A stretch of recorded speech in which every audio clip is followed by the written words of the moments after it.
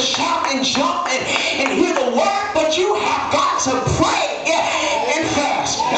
Because there are some situations in your life that are too drastic for you just to sit there and think it's going to pass over.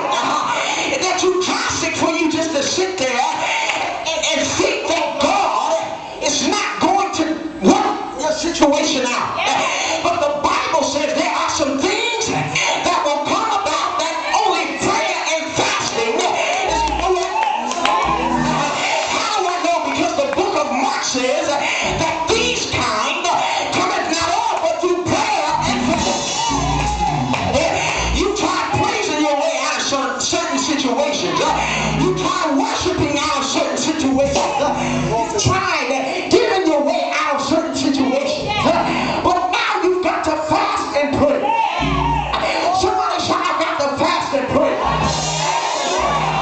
Because prayer brings about change. And so the Bible says that Hannah prayed. And when Hannah prayed, God changed her situation.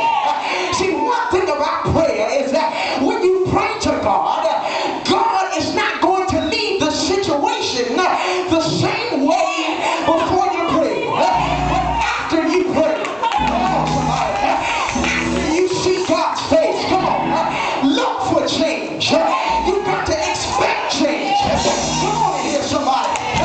Come on, help me preach in here. So the Bible says that you've got to learn how to pray without ceasing. And I'm reminded in the book of John, the disciples asked Jesus, they said, Jesus, I want you to teach us how to pray. And see, I wondered why they wanted Jesus to teach them how to pray. But I just believe that they saw Jesus praying. They would look at Jesus